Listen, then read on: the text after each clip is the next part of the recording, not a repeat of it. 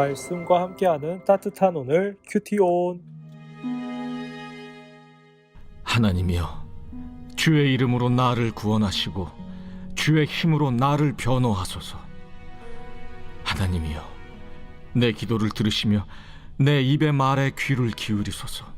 낯선 자들이 일어나 나를 치고 포악한 자들이 나의 생명을 수색하며 하나님을 자기 앞에 두지 아니하였음이니이다. 하나님은 나를 돕는 이시며 주께서는 내 생명을 붙들어 주시는 이시니이다. 주께서는 내 원수에게 악으로 갚으시리니 주의 성실하심으로 그들을 멸하소서. 내가 낙헌제로 주께 제사하리이다. 여호와여, 주의 이름에 감사하오리니 주의 이름이 선하심이니이다.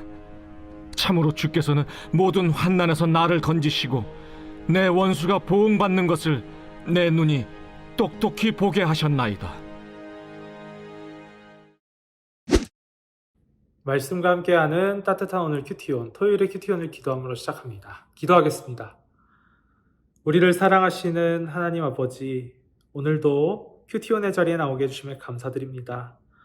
오늘 이 시간 주님의 말씀을 보고 듣고 묵상하게 될 때 주님께서 주시는 은혜에 충만하게 하여 주시고, 오늘도 주님이 주시는 힘으로 넉넉하게 살아갈 수 있는 저희들 될 수 있게 하여 주옵소서.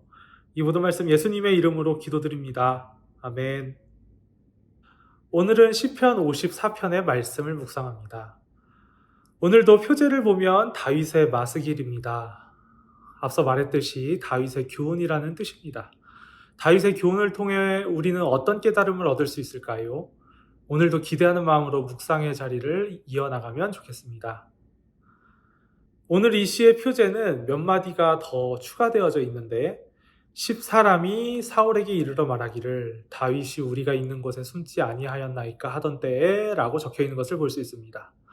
이와 같은 표제를 통해 우리는 이 시가 쓰여진 배경을 알 수 있는데요. 이 배경이 참 중요합니다. 시편 54편은 사무엘상 23장을 배경으로 합니다. 다윗이 아직 왕이 되기 전의 이야기입니다. 다윗이 블레셋 사람 골리앗을 무찌른 뒤 많은 사람들이 다윗을 칭찬하고 또 추켜 세우기 시작할 때였습니다. 사울은 그런 다윗을 질투하여 죽이려고 하는 데까지 이르게 되는데요. 그런 사울을 피해 이곳저곳으로 도망가게 됩니다. 23장을 보면 그일라라는 지방에까지 도망가게 되었습니다. 그런데 그곳에서 이스라엘 사람들을 괴롭히는 블레셋 사람들을 보게 됩니다. 내 목숨이 위태로워 다른 사람들을 챙길 여력도 없고 또 자신이 숨어있는 지역이 발각되면 난처한 상황임에도 다윗은 그일라 사람들을 도와줍니다. 그런데 그일라 사람들은 은혜를 원수로 갚아 사울에게 다윗이 자기 동네에 있다고 일러 바쳤습니다. 당황한 다윗은 이제 10이라는 동네로 숨어들게 되는데요. 10이라는 동네의 사람들도 다윗이 자신의 동네에 숨어 있다는 사실을 사울에게 일러 바쳤습니다. 이것이 시편 54편의 배경이 되는 것입니다. 저는 다윗의 심정을 한번 상상해 보았습니다. 참담할 것만 같았습니다. 누군가를 그렇게 열심히 도와줬는데 돌아오는 것은 배신이라니. 나는 하나님을 바라보며 최선을 다해 열심히 살아왔을 뿐인데 내 주변을 감도는 차가운 시선들을 견디기 참 어려울 것만 같습니다. 하나님의 말씀을 따라 살다가 이렇게 된 것이니 하나님을 원망할 수도 있는 노릇이었습니다. 그러나 다윗의 찬양은 참 놀랍습니다. 하나님을 원망하기보다는 하나님을 찬양하고 있기 때문입니다. 어떻게 이럴 수가 있는 것일까요? 다윗은 특별한 사람이기 때문에 그럴 수 있는 것일까요?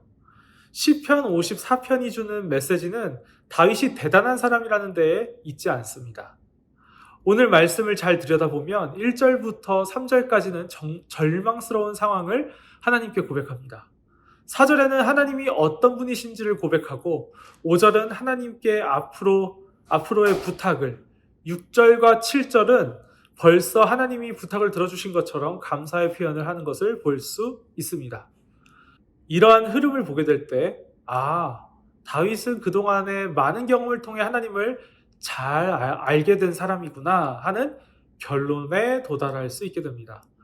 절망스러운 상황이 찾아왔습니다. 그러나 절망스러운 상황에 휘둘리지 않는 것은 하나님이 어떤 분이신지 알기 때문입니다. 그래서 하나님께 부탁드립니다. 그리고 아직 부탁을 들어주시지 않은 상황이지만 나는 하나님이 어떤 분이신지 알기 때문에 신실하신 하나님께 먼저 감사드릴 수 있습니다. 이것은 다윗의 특별함이 아닌 하나님과 함께하는 신앙인의 모습인 것입니다. 하나님 뜻대로 열심히 살아가고자 하는 인생 속에 어려움이 없지는 않습니다. 아니요, 더 오히려 마치 다윗처럼 어려움이 더 많이 찾아오게 될지도 모르는 일입니다. 그러나 우리가 낙심하지 않을 것은 그동안 하나님의 은혜가 우리에게 가득했기 때문일 것입니다. 우리의 지난 인생을 돌이켜보면 하나님이 이끌어주시고 그랬기 때문에 이 자리에 있음을 고백할 수 있습니다. 생각해보면 한 치 앞도 모르는 우리의 인생 속에서 벌어진 일들은 믿음의 눈으로 보았을 때 하나님을 조금씩 알아가는 과정이었던 것 같습니다. 그렇다면 우리의 인생이 진정 불안하고 두려운 순간은 언제일까요? 우리를 도우시는 하나님이 곁에 계시지 않을 때입니다. 그러나 걱정하지 않으셔도 됩니다. 우리가 하나님을 외면하지 않는 이상 하나님은 우리 곁을 떠나지 않으시는 분이시기 때문입니다. 지금 어떤 상황을 마주하고 계신지 질문드리고 싶습니다. 낙심되는 상황이십니까? 형편이 어려우십니까? 힘이 드는 상황이십니까? 우리와 함께 계시는 하나님을 신뢰하며 다윗과 같은 찬양을 하나님께 드려보면 어떨까요? 지금까지 우리와 늘 함께 계셨던 하나님께서 오늘도 우리와 함께 계십니다. 하나님께서 여러분들의 기도를 기다리시고 또 기도하신다면 그 기도를 들으실 것이 분명합니다. 오늘의 묵상 질문을 드리며 함께 기도의 자리로 나갔으면 좋겠습니다.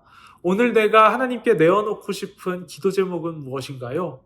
함께 이 질문을 진지하게 묵상하고 또 다시 한번 말씀을 묵상하고 하나님께 기도하는 저와 여러분이 되었으면 좋겠습니다. 함께 기도하겠습니다.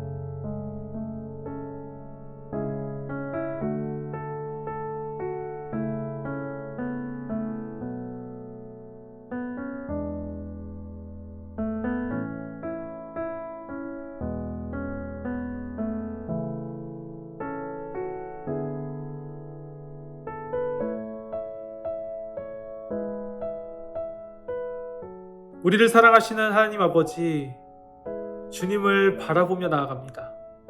그 어떤 상황 속에서도 주님을 의지하며 나아갑니다.